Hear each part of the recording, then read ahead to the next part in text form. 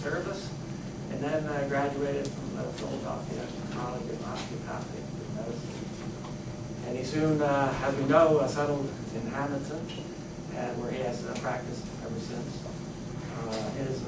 He has more honors than the newspapers could carry as far as his work in his practice, and also in the military. And that gives me great pleasure. We've always heard the stories, you know, that how the doctors in the 30s, they received peppers and tomatoes in lieu of money. So anyway, so it's a great pleasure to hear of Hammonton's history, and especially from Dr. Rodi. Dr. Rodi.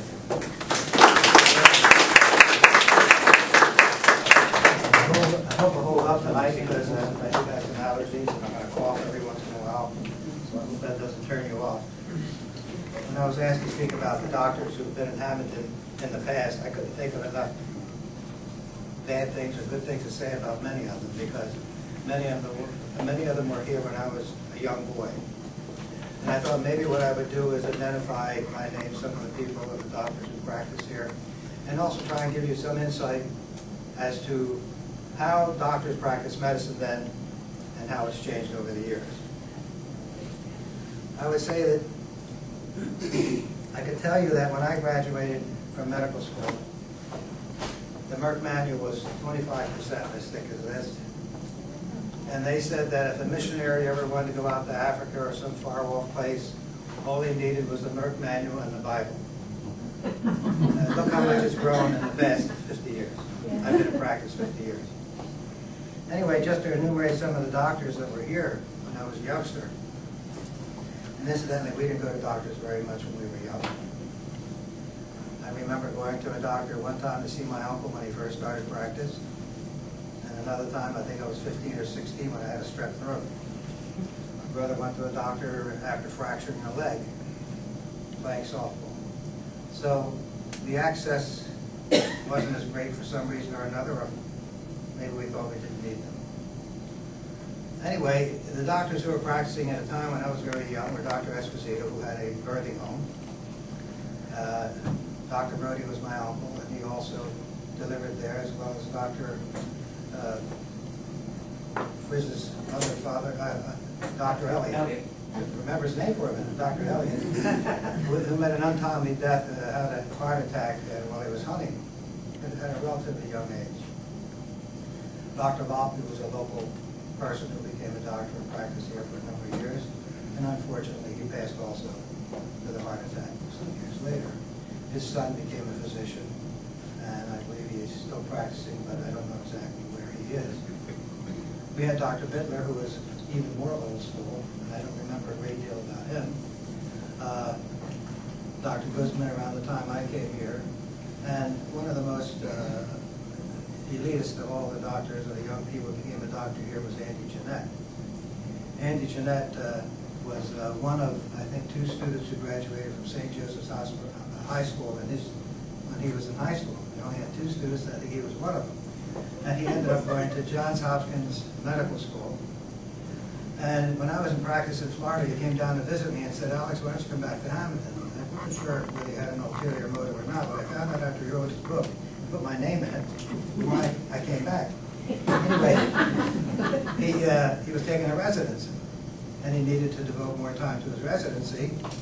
So therefore, I came back with my children, uncertain as to what to expect, and practiced for a year in Andy's office, withering on the vine. Literally, withering on the vine. I was used to a hospital.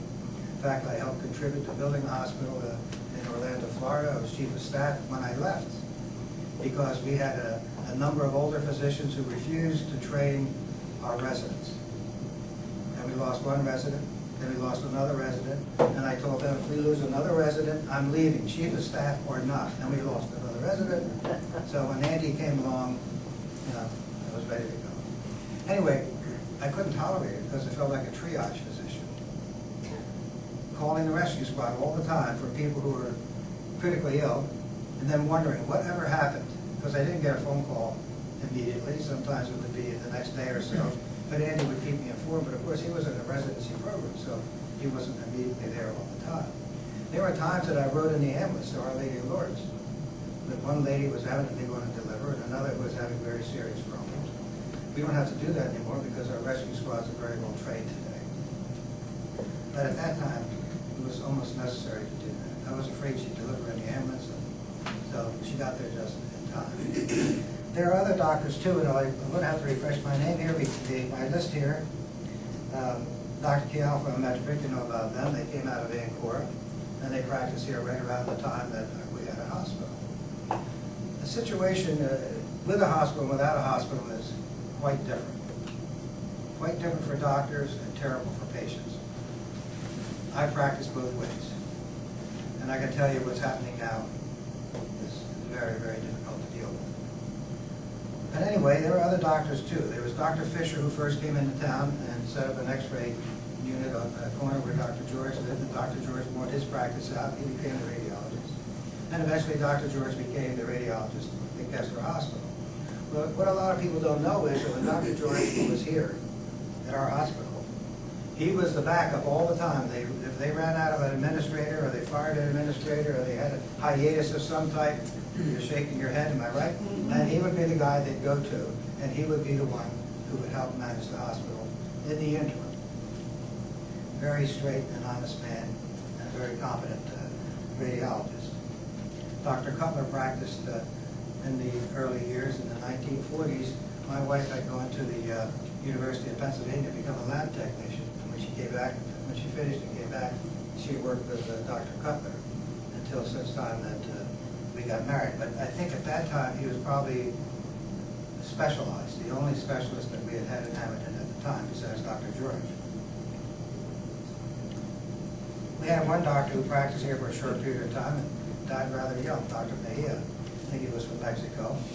We also picked up a doctor from Atlantic City Medical Center who was a resident there by the name of Dr. Fernandez. Do you remember Dr. Fernandez? You had to be very young to remember him. Anyway, he practiced here for several years and then decided to go back to Venezuela so he could deal with Mr. Chavez, whatever his name is. Dr. Jeanette, I'd like to get back to him because he was a very idealistic kind of physician. And I respected him a great deal, and I think there was a great deal of mutual respect. He told me, I said, Andy, I can't stay here because I need a hospital work. In the hospital I was in, I was doing my own deliveries, and circumcisions, and routine hospital care, first assisted surgery, and it just keeps you sharp, you know. And I said, I really feel like I'm losing it, and I have to go back. He said, don't go, we're going to have a hospital here one day. I said, Andy, until I see it, I'm not staying. And then when it did happen, I got a barrage of calls from people like Dr. George and a few others to come. One call I didn't get was from Andy Jeanette. And I think those of you who know the circumstances know why.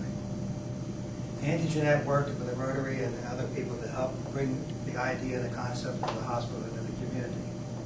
And when the hospital was all set to go, somebody at the board decided they wanted Dr. Wagner here, which he considered to be a very negative thing for him. So he left the hospital staff. He left the staff of a hospital that he worked very hard to help develop. Eventually, he did not, I don't think he practiced in it more than a few weeks or a couple of days. So he was very upset about that, and he was a little bit upset with me too because I came back to work in it. And my children wanted to be here. They wanted to be with their grandparents. And we used to leave Florida. I practiced in Florida. We'd leave, and it would take us 22 hours to come straight through because we didn't want to have to deal with the kids waking up and sleeping or whatever. That's terrible. Terrible run. Out of our minds. You know? You'd never do that. I'd never do that at my age today.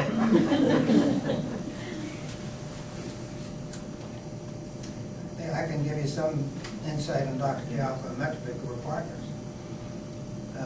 Metrovic liked to work until 1 or 2 o'clock in the morning. Chialfa liked to get to bed by 9 o'clock. But they were supposed to meet in the following morning for rounds. So I'd go to the hospital about 6:30, 6:45, and I was roaming around the halls looking for Metrovic. He said, he's not here yet. I said, Nino, He works until 1 o'clock in the morning. Now you want him here at 6:30? I said, I think they're expecting too much from him. But anyway, he come bragging in a few minutes later. So they were a good group. Dr. Esposito, senior, I told you about him. There was another time I went to a doctor. My brother and I were playing on the ground outside our yard, and I heard a crackling noise up above and looked up. I must have been about 6 years old. Looked up and a light came crashing right down on my head. So I got a laceration, and Dr. Esposito sutured it without anesthesia. So I could tell how I was screaming at that. But anesthesia at that time was really not that great a thing. Dr. Hill has been a practitioner here. Dr. Bismarck has gone to Vineland. Dr. Pellegrino has retired. And we also lost a very, very good supporter of the hospital recently. Because he wanted to retire. He's been wanting to retire for about 3 years. He was our pathologist, an excellent pathologist, wonderful guy, Dr. McChesney. Just hung in there as long as he could, and then finally got to the point that he couldn't do it anymore. I don't think he was getting a check near the end.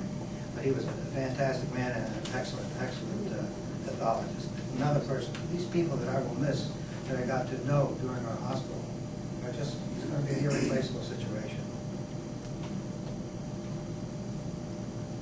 I think that's enough of that. But let me talk a little bit about how it was to practice medicine back in the 1930s and 40s and when things changed. There was sort of a tremendous change in the practice of medicine when they decided to collate medical training. Years ago, when a person wanted to become a doctor, he'd go and intern, so to speak, with another person who was already a doctor, and they'd work together for a few years, and then he would learn what he had to learn, and then he'd go in and practice on his own. At that time, obviously, I don't think he could fill the medical knowledge in one of these little books. But they did use leeches for almost everything. And today, incidentally, they are using leeches for some conditions also. But then it was a standard procedure. I think everybody had heard of leeches that he would pull out whenever he had an infection or whatever. But anyway, anesthesia was kind of poor. The doctors themselves who practiced in Hammonton all had home office combinations. And they practiced from about 9 o'clock in the morning till about 11:30. They'd make their house call, they'd come back again in the evening, 5 or 6 o'clock, and work until whatever time they were done. They had an office staff probably composed of the wife who was a nurse. Not all of them, but a lot of their wives who were nurses, and they assisted the doctor in his office. Billing at that time was sort of non-existent, in the sense that if someone came in, it was a $1 or $2, maybe $3 fee, the patient would hand the money over and the doctor would put it in his pocket. Bartering, someone asked me to mention bartering. Why is it not happening today? It happened a lot then because a lot of people, even when they pay their bills, sometimes we give doctors gifts of eggs and chickens. And when the hogs were butchered, the hog, and if they went hunting, they bring in deer meat. And I got some of that when I was in practice later on in years, but that was sort of a tradition that someone said, gee, the Italians seem to do this more than anybody else. And they do. I said, but they also expect a little bit more than anybody else. But anyway, going into a doctor's office, you know, he had to be able to take care of almost anything. Based upon the knowledge that they had that day and the training they had that day, they didn't have very much access to refer patients out to hospitals. There was one hospital in West Jersey that was utilized, and I think Atlantic City was around at the same time. But when you sent a patient to the hospital, you know, that was a pretty serious situation. But of course, you know, medical care then was not as technologically developed as it is today. When you look at the comparison of the doctors who practiced 50 or 60 years ago and the doctors who practice today, what is the difference? Do you know what the difference is? Just off the top of your head, what do you think? Insurance.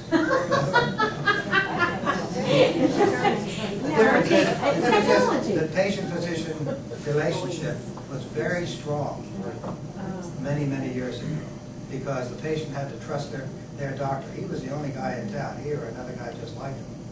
And they developed very, very good close relationships. So it was easy for them to, whenever they had a crop or whatever, to come in and show their appreciation and give something to the doctor. Now, many times in the 30s, that's about all he got. He didn't get any recompense. And the doctors were trained at that time that it was a commitment. You are making a commitment. It's like being a priest or a minister or something like that. This is not a part-time job. In fact, that persisted even into the time when I was a student. Our pre-medical advisor said, you are making a commitment. Doctors don't die from overwork, they die from partying. Well, that's not really true, but that's what he said. They drink too much and they get sick and so forth, but that's what his idea. So anyway, at that time, the home office combination was the only way you went. Doctors would be the first ones in the community to have an automobile after the automobiles came out. I remember my uncle used to make house calls, and he would come and pick me up because he wanted company. He'd go to Badstow, he'd go to Chatsworth, deliver a baby, and I'm sitting in the car waiting for him. So he would have somebody to talk to on the way over and on the way back. So he sort of engendered my interest in that. But you know, when I was in high school, I just had a great time. I wasn't sure I wanted to do anything except be a sports writer and play sports all the time. But finally, when I spoke to Ralph Squillis, anybody knows Ralph Squillis? Oh, sure. Yeah. Ralph called me in his office one day. He was the managing editor of the Lyman paper and the Hammonton News. He said, what are you going to do with your life? I said, yeah, I think I'd like to be a sports writer because I used to write for the Hammonton News. He said, no, you don't. He said, there's no way that I can encourage you to do that. He said, it's a terribly difficult field. And he said, the political process is pretty rough unless you own your own paper. He said, I don't own my own paper. He said, I'm not a happy person. So I started thinking, oh, maybe I better change gears, which I did. Well, when the South College looked at my grades and saw these B's and C's, they said, we're not sure we want this guy. We're going to give him an entrance exam. I can tell you this, I had a wonderful high school. I would not exchange it for anything. You know, people say, well, when I was in high school, I worked so hard, I didn't enjoy it. I had a wonderful high school time. I got in all the plays. I did everything I wanted to do. I got all my homework done in study hall. You know, I never spent any time studying. Well, when I went to LaSalle College, I took the entrance exam. I got in. 75 students got in pre-med in September. Another 75 were picked for January, late January. And we went all the way through the year until we met up with the classes next September. A total of 150 students. A lot of Catholic school boys, men, retired military people coming out. They're still wearing their military uniforms. They're on the GI Bill. They're coming through. They want to become doctors. We graduated with 17 members out of 150. The attrition was tremendous. And one of the reasons it was so tremendous was that you could not take any electives. Everybody had to take the same courses. You go to college today, you can pick and choose. As long as you take 2 or 3 basic courses, you can pick and choose the other courses that you're good in, so you get a good cue. Then everybody had to take the same courses, whether you loved them or not. And I'll never forget one course which I still want to study if I live long enough. I'll be 81 in June, and I still haven't gotten there. And that's natural theology, in which they give you a test and they ask you, please define good or what is beautiful without using any objective or any object. Think that's easy? It is not. One day I'll sit down and I'll go through that book again and try and learn something about that. But anyway, the old-time physicians didn't have to deal so much with litigation, just as you brought up, as the newer physicians did. But when they came out and they changed the educational process for medical students, and you had to start taking medical exams and the CATs, the MCATs, like in the 50s, things really started to change. Then the GI Bill changed things also, because now we had students who never would have had the opportunity financially to go to medical school to do that. You did not have school loans to speak of in the 1950s. Today, almost everybody who goes to medical school has a school loan. They come out with a bill, a loan of $150,000, $100,000. We didn't have that, but still, we had family that was supporting us. And I finally paid off my family when I was 42 or 43 years old. That was without interest. That's how long it took. So I was very fortunate. So I wanted to tell you a few things about medicine today and how it compares to before, and I'm going to have to look at my cheat list. One of the things that doctors didn't have many years ago was insurance. They couldn't collect any insurance from anybody. It was a very rare thing, and if they did, they had to fill out a form and be at somebody's mercy as to whether or not they got it back. But insurance, at least in the 30s and 40s, was practically non-existent. Technology. What was technology? Take a blood pressure. We weren't even doing blood sugars very early on. You know, very early on in the late 1800s, when doctors wanted to check the urine, they would taste the urine to see if it was sweet. The patient had diabetes. So things have changed tremendously. Today, you never answered my question. What is the difference between the doctor from that old era we're talking about and the new era? I think it's done by design. Physical diagnosis. The ability to examine a patient and come up with a cogent list of diagnoses that the patient may have. I had a doctor friend who was the chairman of the medical school at Robert Wood Johnson, a very prestigious person. Still goes out and talks all over the country about medical issues. Developed a severe pain one night, was nausea, vomiting, he thought he was going to die. His wife came downstairs, he was sitting in a chair, and she said, "What are you doing?" He said, "I'm sick." And she said, "Well, why don't you go to the emergency room?" He said, "I don't want to bother the doctor." Well, anyway, she called the doctor. And he said, "You'll have to go to the emergency room because I'm out of town." So he went to the emergency room. He said, "You know, when I went in that emergency room, they never touched me." He said they did a CAT scan and found out I had an incarcerated hernia. That's something you should be able to diagnose without doing a CT scan. Why is that, Dr. Rodi? Why is that? I think my take on that is I can see a patient and I can write down all the things that I think that patient has. I can make a diagnosis. I can say that I think the patient has this or that or whatever. And if anything ever happens and you go to court, they can question every little thing you've done. But if you order a CAT scan and you order an MRI and they see that, there's very little chance. You could have done everything perfectly. It just leaves room for them to raise questions because they consider it a subjective evaluation, not objective like a CT scan. And I think they're training doctors to be like that today because of that. I don't think it's because the doctors don't want to do it. I think they do it because they know that unless they have objective science, objective evidence, like a CT or an MRI, they can be questioned. I attended a lecture about 20 years ago in Florida, and one of the seminars, and one doctor got up and he was talking about how important it was to conserve resources. Don't order any tests unless they are absolutely necessary, because we can't afford to pay all these tests you people are ordering. You know, you're going to break the system. He sat down and an attorney from New York City got up, a trial attorney. He said, "Make my day.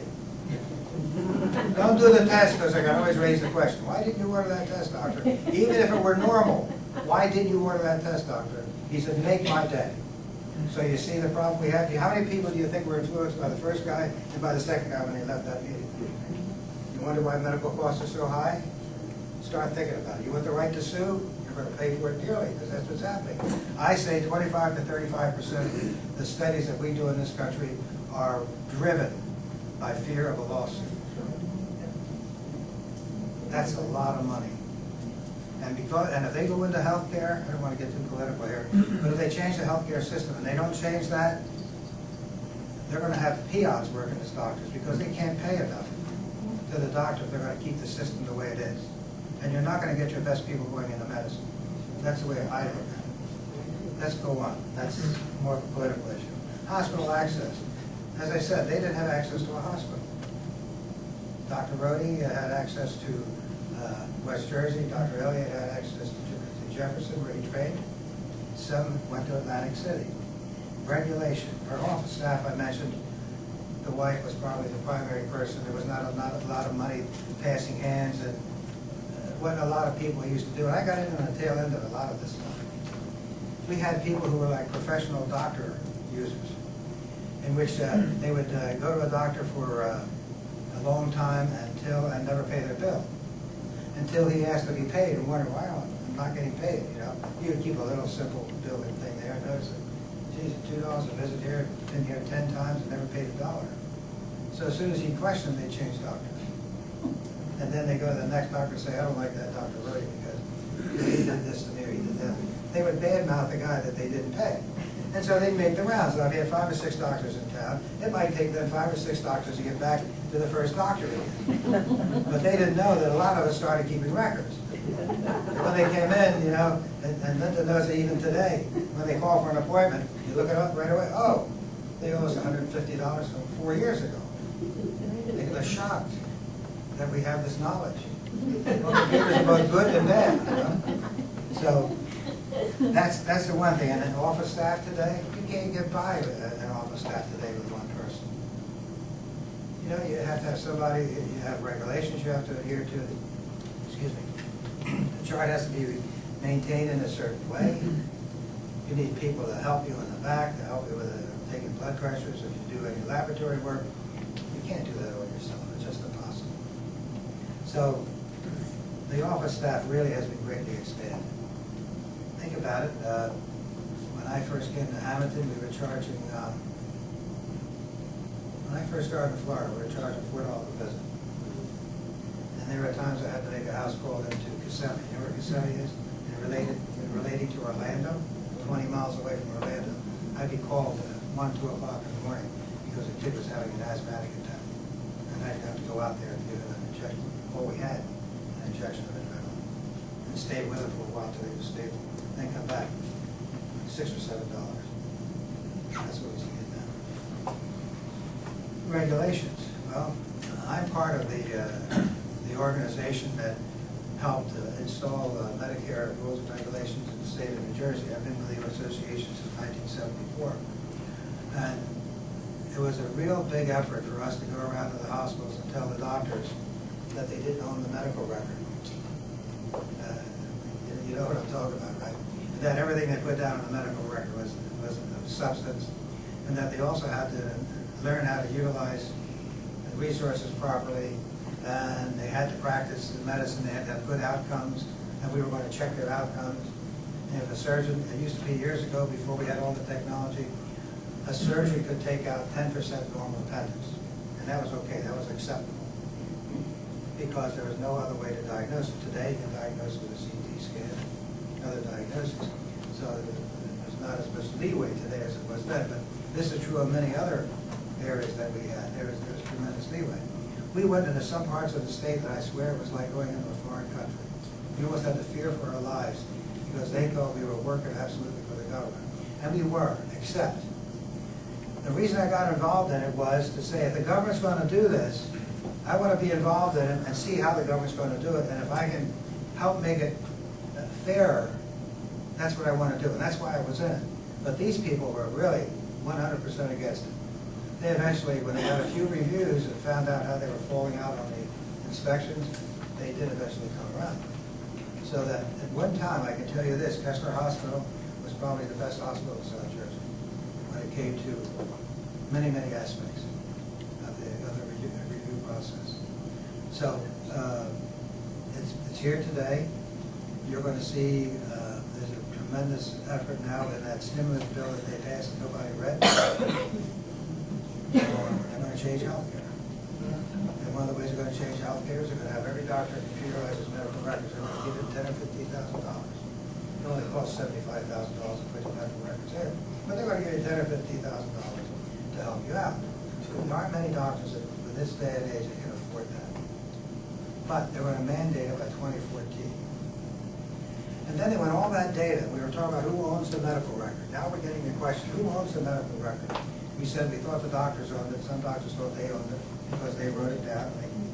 They thought they owned it. Well, in reality, they did not. Does the patient own their medical record? Or does the government own their medical record? Very interesting question, because the government wants access to all the treatment modalities that a physician gives. And then they're going to compare them to certain standards. If they don't think he's meeting certain standards, and I'm not talking about bad medicine, I'm talking about utilization. If they think he ordered a CT scan, he shouldn't have ordered, or an MRI, they're gonna call him on it, and he's gonna get penalized. The next thing they're gonna do, when they get all this data together, they're gonna say, okay, we have found out that everybody, of all the people over 80 years old who have aortic valve replacements, 75% of them die. So therefore, we're not gonna do any more aortic valve replacements. That's the way they're gonna start looking at things. In this country, we have waiting lists for kidneys and livers and lungs, right? Al does that. Well, incidentally, Al Belli is our premier pulmonologist in Hammonton here. He's trying to work with the rest of us to maintain a high-quality care in this town, despite the fact that we don't have a hospital. But you have lists, as you know. You're being put on the list, and you work your way up the list, hopefully. Now, I've had a couple of people, one was on the liver list, one was on the lung list, and both of them died before they even had a chance to get up there. But we know why that happens, because there are only so many organs available. Well, that's somewhat like the Canadian system. The Canadian system doesn't really ration. What they say is, well, this hospital can only do 25 gallbladders this month. So you put everybody on the list. And other procedures the same way. So you have Canadians who have an escape valve. If they have the money and they don't want to suffer anymore, they come over here. And the doctors on our border between Canada and the United States are really doing very well because they're getting a lot of cash from these Canadians, right? Well, if we get a similar type plan, where are we going to go? To Mexico? Think about it. Because we're not going to be able to go to Canada. England works it a different way. England says that if you're over a certain age, 55, I think it is, you can't get a kidney. You're not allowed to have a kidney. But there's another escape valve. If you look on the internet, and I think all of you who have computers ought to do this, look up the cost of a cardiac angiography, $44,000 in this country. You can go to India, you can go to Mexico, you can go to Brazil, and a couple of other places that maybe I wouldn't want to go to, $6,900. American trained people who go back to their countries and set up these clinics.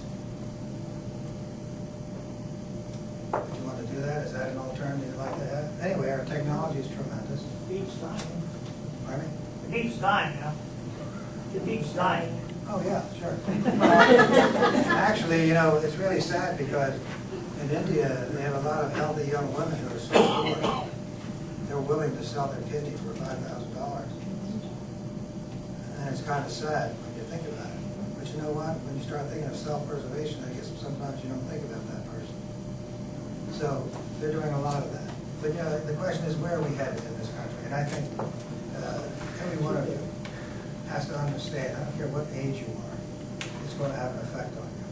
If they really want to do something good, what they should do is expand Medicare and put everybody in Medicare. Because the largest number, why am I getting on this political thing? The largest number of uninsured in this country are people between 18 and about 35. They don't want insurance because they're healthy. And they don't want to pay for it because you get sick. So therefore, there's this large group of people who don't have insurance. And the government's saying, well, they don't have insurance, we got to get them insurance. And they say, well, wait a minute, what are you going to charge me for? Because if it's too much, I don't want to pay for it. That's the part you don't hear. Then you have the illegal immigrants who don't have insurance. But they don't care, they go to the ER. Kessler was losing $6 million a year in uncompensated care. When the time came to give out money to replace the uncompensated care, Atlantic Care got $20 million, Kessler got part of their demise. But anyway, technology today is fantastic. From a neurological point of view, there's a doctor, a neurologist, he's not a neurosurgeon, but he may be. He actually does what they call SPECT scans, and he gives people medication for anxiety, depression, whatever, and he has divided anxiety and depression into 5 different areas, depending on the area of the brain. He can give medication to people, and then he can check the scan, and he can tell you what's happening in that particular part of the brain. It is fantastic. He's on TV. His name is Hammonton. Has anybody ever heard Hammonton before? I don't know if it's A-H-M-E-N or A-M-E-N. But he practices out of Bethesda, Washington, D.C. fantastic. I mean, the technology today that we have is extraordinary. Regulations I talked about, we all know now you have to have a license, you have to meet certain, you have to have a narcotics license, you have to have a license in the community, on and on and on. A lot of regulation.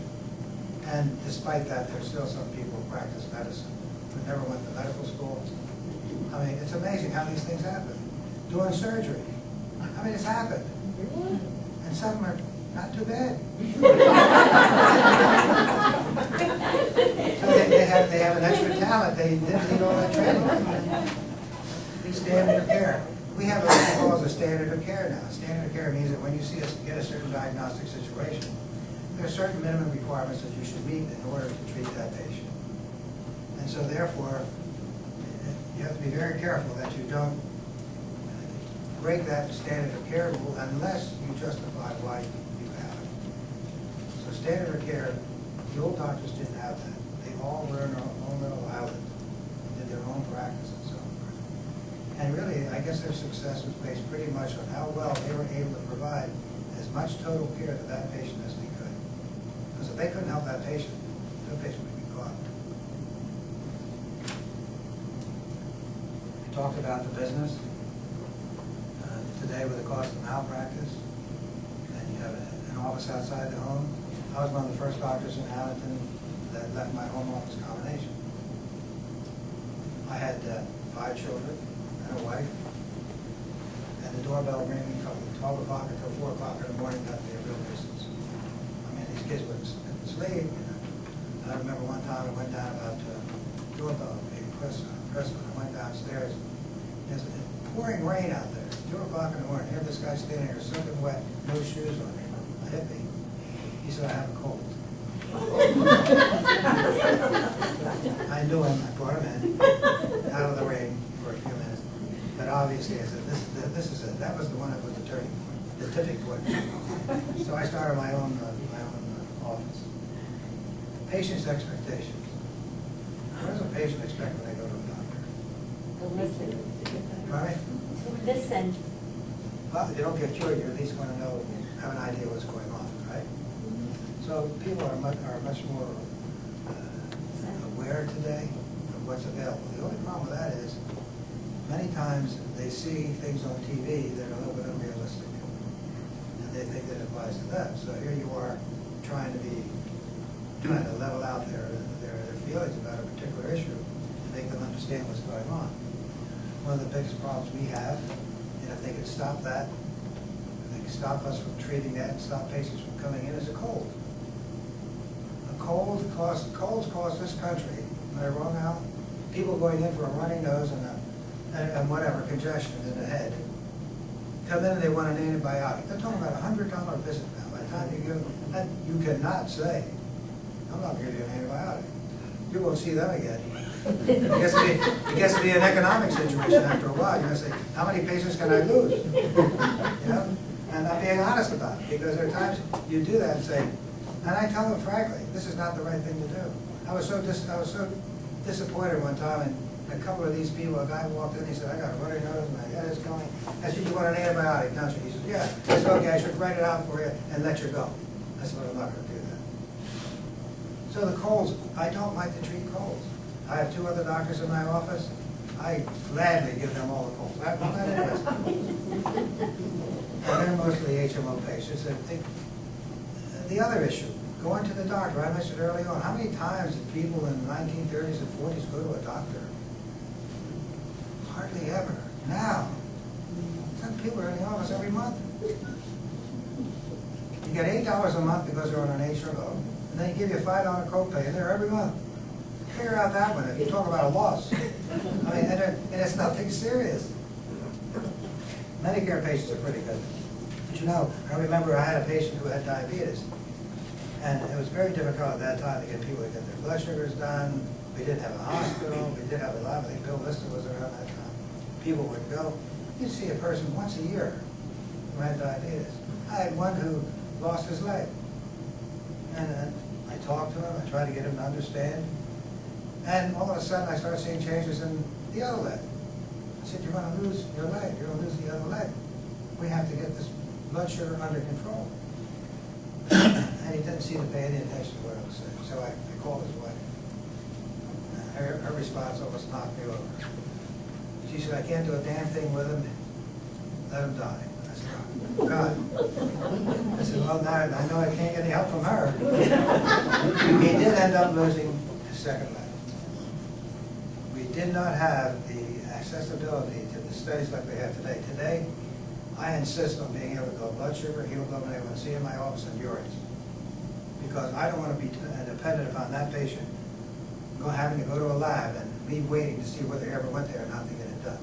So that's the reason we do that. And it gives me a little bit better idea of what's going on, so I can maybe develop a better rapport with the patient, which incidentally, rapport with the patient is extremely important. Just recently, over the past 2 or 3 years, they found out that there should be cultural competence testing. And I laughed at it. I said, cultural competence? You know, you treat people well no matter who they are. You know, it makes no difference if they're Mexican, Spanish, white, black, just treat them right. Well, when I took the course, I was amazed. Because we didn't pay any attention that the Spanish people, if they're diabetics especially, eat a lot of rice. You know, you don't know how these people live, you don't know what they're eating, and you don't understand some of their culture. And it turned out to be a very, very important course, one of the most important courses I've ever taken. And it wasn't technical, it was all about understanding other people's mores and habits. Availability, well, your doctor was almost always available in the office, and if he wasn't there, he was on a house call. And today, we all know that doctors have their own offices. They see a lot of patients at the time they're there, and they just get burned out by the evening. You don't see many doctors sitting in their offices. You have emergency rooms, which are developed, which help to support that. An emergency room is much more valuable, too, because patients who become ill at night should be somebody who's pretty sick, coronary stroke, whatever, and there should be availability of studies to be able to evaluate that patient. We talked about litigation. We talked about training. When I was a ready to leave. You want to leave? You look at your watch.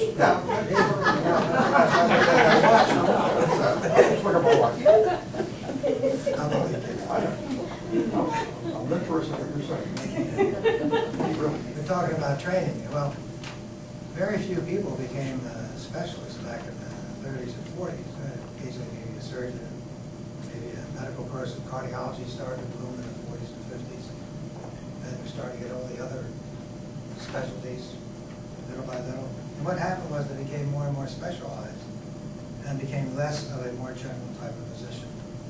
So much so that in medical school, some medical schools today, if you want to become a radiologist, in your 3rd year, you start getting into radiology. You never delivered a baby, you never sutured any skin, you never did anything like that, but you went right down the line to become a radiologist. So, and that's true of many other specialties. So what this has done, there are 2 things. One of them is that the practice of medicine has become very specialized, but it's also become very fragmented. A lot of people think if they go to a cardiologist, they got the best of all worlds. Surprise? You do not. All he's concerned about is this, the blood pressure and your cholesterol. You got a lot of other parts besides that, I'm going to tell you. That's the word of caution. Because, on the other hand, if somebody is found, prostate, whatever, they can't even get sued because it's not their specialty. Think about that. Be careful where you put your body, your life. Affordability. Well, I think, I would have to say, I go out and live and say that almost everybody who needed medical care, at least basic medical care years ago, got it. They either got it, they either did pay for it, they paid for it, or they gave something in bartering to get medical care and medical attention. We did not have the high-intensity care and technology that you have today. Now, you take the case where I talked about the person who had an incarcerated hernia. What do you think it costs? He goes to the emergency room, is examined by the doctor, and I'm amazed at some of the costs of the emergency room. You know yourself how high they are. But let's say if they did an exam, they did a blood count, and they found a diagnosis that maybe it's $200. What does it cost when you had a CT scan? That's all this insurance. You don't get charged according to, you get charged according to what insurance you have. If your insurance pays $500 for that CT scan, that's what they're gonna get. But if you don't have insurance, you're gonna get charged $1,200. Where's the justice? That doesn't make sense, does it? But that's what happens. So anyway, the cost of medicine is tremendous because of technology, intensity, specialization. The bad thing is there probably won't be too many primary care doctors in the future.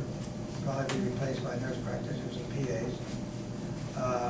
The bad thing is that the people who are specialists better broaden their scope a little bit more, because you don't want to leave any hiatus in there of care between different types of doctors. I mean, it's unusual, am I right? You go to a pulmonologist, you go to a cardiologist, you go to a gastroenterologist, on and on and on. Orthopedic costs money. Think about that. Talk about patient-physician relations. Just a word about patient-physician relations. Never leave a doctor's office unless you understand what happened. Try and find out what happened. That's the best way. The worst thing that happened is the doctor spent, I had a patient today. They wanted to change his medication. He didn't have insurance. He couldn't afford that. He couldn't afford this. I said, okay, I got some samples. This is what we'll do. I want you to take 300 milligrams, 25 of Avoline, half twice a day. But I could only find 7 tablets. Still say I couldn't afford it. I said, okay, so I found 150 milligrams of Avoline. And I wrote a prescription for probably 12.5 milligrams of ACTC, hydrochlorothiazide. And I wrote it down, and I told them, and before I left, I said, okay, now, I gotta take your medicine. Well, let's see, you told me. I said, no, I wrote it out for you. It's right here.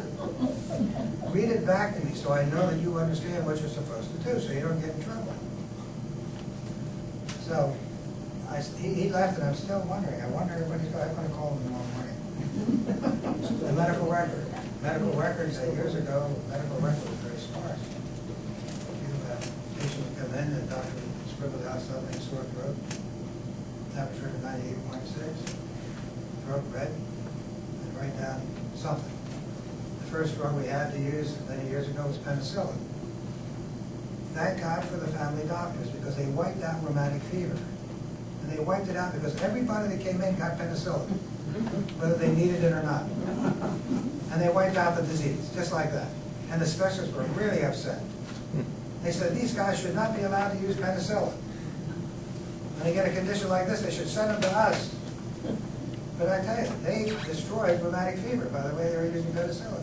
Like we do with so many things. You know, we get a drug and we use it and use it and use it, and then it doesn't work anymore. Like Cipro, you know, except in some situations. So the medical record is an evolution of the medical record. You went from a symptoms, objectives, analysis, and plan, and then what you're going to do with the patient. So you had to have that going on. Now we're talking about computerized medical records. Very easy to make a little bit of a mistake in computerized medical records, because all you have to do now is push buttons. And what they're finding out is doctors are overcoding. We get paid, incidentally, by coding. Every visit has a number to it, and supposedly dependent upon the intensity of the visit, duration, and whatever, you get paid at a certain level. When you have a computer and information is in the computer, it's very easy to hit a button here and the whole paragraph of stuff comes out into that page. Well, now they're finding out if they do an audit on this individual, that the last 4 visits all look the same. And he's charging a little bit higher level on this second visit. I started computerization 3 times, and I lost money 3 times because I couldn't stand it. I couldn't stand it, number 1, because I was looking at the computer instead of the patient. And number 2, it was not identifying new changes on that visit that weren't there before. Somehow it should have come up in red or something. Just didn't do it. And I thought, you know what, I'm not comfortable with it. So I devised my own medical record. It's almost like the computer. Checks, checklists, and so forth. And it works pretty well. I could use it for an ordinary visit. I could use it for a physical. And I haven't had any problems with any insurance companies, but sometimes they can really be terrible. We talked about computerized medical records and how they can be utilized. Excuse me, they are great for if you treat a diabetes patient and you want to track your blood sugars over time, their kidney function over time, cholesterols over time. I do that manually, so that I can look at my records and I can see what their cholesterols were a year ago. And every time we get a lab back, we enter it in there, but we have to do it by hand. Computer sometimes delivers it into your computer directly, puts it right in there, and puts it into a square foot, so you don't have to do that. But anyway, that's the great thing about computers, is you can get some of that data and be able to look at it more quickly. The other thing that the old-time doctors didn't have, or did have, you remember the liniment? The guy used to come around on Saturday and sell horse liniment? Are you old enough, any of you? You remember that? Nobody remembers that? I lived on a farm, and they used to have this dark substance about this big, and it was horse liniment. And they'd come around, and people would use it for muscle aches and pains, and it worked, you know. But it was kind of toxic; it would burn your skin and whatever. But they had all kinds of little tinctures. The difference between doctors also was more evident at that time. You had homeopathic physicians and you had allopathic physicians. The eclectics by this time were way gone out of existence. The difference between a homeopathic physician and an allopathic physician is, or was, that the homeopathic physician felt that if you gave a patient a tincture, a very, very small dose of whatever was ailing that patient, the body would develop an immune reaction to it and heal itself. Not a bad idea. It's what your vaccines are based upon. They got wiped out by the allopaths. Who are the MDs of today? Their argument was, somebody's got a disease, you go in and cut it out. You know, you treat it directly. And that's the predominant method today, although we're getting a change now. Now, the discipline I'm in was started by an MD in 1860 during the Civil War. He was appalled at the way medicine was being practiced. He lost 3 of his family to pneumonia. He said there's something wrong with a system that only deals with leeches and cutting. You know, they would get people in the battlefield hardly without any anesthesia. Cut their legs off if they're damaged. It was really very brutal. So over time he developed the theory which says the body has the capacity to heal itself. And we're finding out more and more that if you treat your body properly, that's at least a good part of the healthcare system. Allopathic, yes, you have a bad gallbladder, comes out. You can't keep a gallbladder in. On the other hand, we take out appendices all the time, but the British don't. You ever find out why?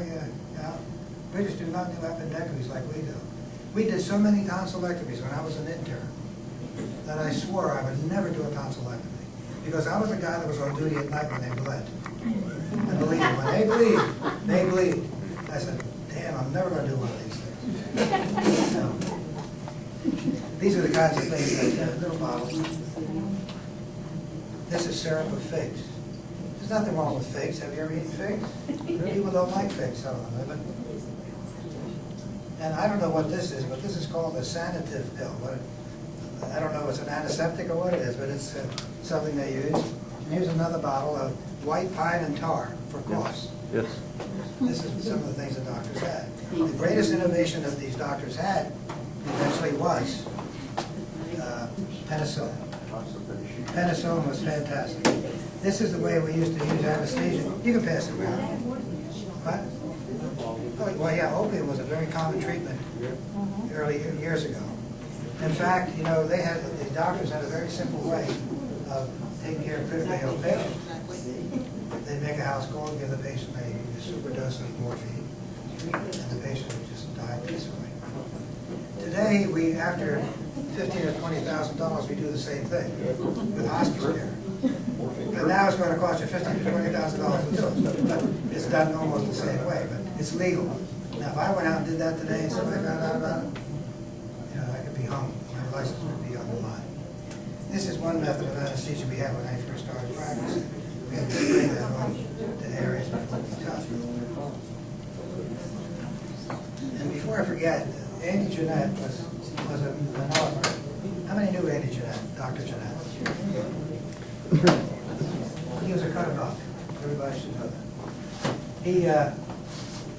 He wrote two short books, Wisdom's Way, and in each one he put a legend to me and to Alice. Incidentally, my wife Alice is here, sitting very quietly. She's supposed to raise her hand, and so is Lynn in the back if I say something that is out of line. These are the books. I'll pass them around. These are 2 books that Andy wrote. Grace Patera had a show and a book show. And I think I have this in here. And incidentally, did I say anything about Grace when we first started? No. I did. Grace was a patient of mine. She was a very dedicated person. I first got to know Grace when her first husband, Danny, developed cancer and died. I took care of him at that time. She was a young lady with 2 children. Had a really difficult time, but always found a way to work beyond her own area, her area of expertise. Was always there to help people and very dedicated. And I respected her a great deal. And I just felt she had too early a demise, but she will forever be remembered. I think the paper today, at least the Gazette today, did show significant dedication to what she had done. She will be missed.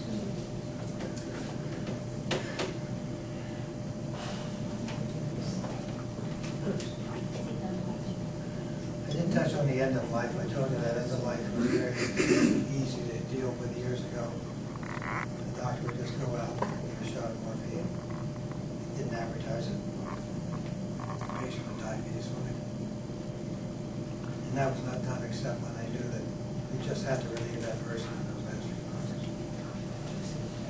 When you think about immunizations, doctors did not give immunizations at that time. Not like we do today. So as you know, with immunizations, you develop a lot of other problems. Maybe you get immunization, but you also get side effects. There's been a big argument about some of the vaccines in autism. I cringe every time over the past 2 weeks, when I listen to the media talk about swine flu. It's the most ridiculous coverage I've ever seen in my life. And you have to understand that when people are dying left and right in Chicago, being shot, they're concerned about one person who died from swine flu.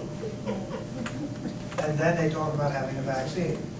I was the flight surgeon as a medical chief medical officer of 3,500 people, flying people back in 1976. And we were told at our staff meeting that I had to give the swine flu. And I told the general in charge, I said, it's not proven. It's got a lot of side effects. I said, I really don't want to give that. I said, this is a political decision. Remember that word, political. Whenever anything happens, think of politics. He called me back, he said, I checked with the Pentagon, and they said, you have to give it. I had 10 nurses and a couple of young men who would give the shot. And I said, give everybody half a dose and throw the rest away. They were getting Guillain-Barré syndrome at that time. Remember Guillain-Barré syndrome? Yeah, neurologic effect from the vaccine. And do you think the new vaccine may not have the same kind of effect? Nobody wants Guillain-Barré syndrome, I'll tell you. Right out. Anyway, I have a few patients in my practice who were given that swine flu. Now one of them died not too long ago. But anyway, 3,500 people. Nobody got sick, and nobody got Guillain-Barré. Strictly a political action because the government wants to help. We have to help ourselves. We have to help ourselves. Last thing, I guess, is cost. It costs a lot of money to operate homes. You have rent, you have employees who expect a reasonable salary, they expect increases over time. You have to maintain your rules and regulations, you have to pay for insurance, malpractice, tremendous cost that most people don't fully understand. The HMOs have tried to do a job with doctors. In fact, they have done a job with doctors for years. And the reason I got involved in the HMOs in the beginning was, even though it was against my business acumen, was that my patients who worked in the casinos all of a sudden are getting HMO insurance and asking me, please take my insurance. Well, you take one, the gates open up, right? You end up with a lot of others. The doctors who didn't take them in their community now, patients go there and say, I don't take it. They end up in my office because I took one and I have to take the rest of them. But the way they worked was, whether you saw the patient or not, you would get $8 or $9 a month. And then if the patient came in, you'd get $5 for that visit. That doesn't even pay for a physical once a year. and they wanted you to do a physical once a year in addition to everything else. And they had the HEDIS. You know about HEDIS? Certain things you had to do with every patient. It was almost impossible. So that's the thing we have to be wary about. If we get into a healthcare situation whereby they're going to give it to the third parties, like Blue Cross and Blue Shield, which has millions and millions of dollars in the bank. Look it up, Tom. It's gross when you think about how much money that they have in the bank and how they reduce and try and ration care. The cost of it anyway. When we ask, I have one person that does nothing but authorizations with HMOs, calling them and trying to get permission to get authorization to do an MRI or a CT scan or whatever. And then they have various levels you work at. You work at the first level, which is a clerk. You get nowhere with her because she's looking off a list. Then you get to another level, you get a little bit closer, but you're still getting a negative. It takes you about 4 steps to get to a medical director. Now, one doctor did this several years ago. He had a young girl who he thought had a brain tumor. He called up the insurance company, he wrote a note, he said he wanted to get an MRI of the girl's brain because he suspected she had a brain tumor. And they turned it down. But what they always do is when they supposedly approve it, it always says on there, we will, this is no guarantee of payment. Even though they give you authorization, there's a line in there that always says, no guarantee of payment. A year later, the girl develops very, very strong symptoms of a brain tumor. They do an MRI, she's got a brain tumor. Family wants to sue the insurance company. Insurance company gets up on the stand, the representative gets up on the stand and says, well, the doctor didn't make it sound like it was that serious for us to be able to pay for an MRI. Now, here's a doctor who had a high degree of suspicion that he could not prove by any other method that the girl had a brain tumor, and trying to turn it around on him. And how many patients, when you tell them that your insurance company will not pay for your MRI, I seldom have a patient say, I'll pay for it myself. Seldom. But if something goes wrong, and there's a disease there, is it right now? Do you find many people are willing to pay for it?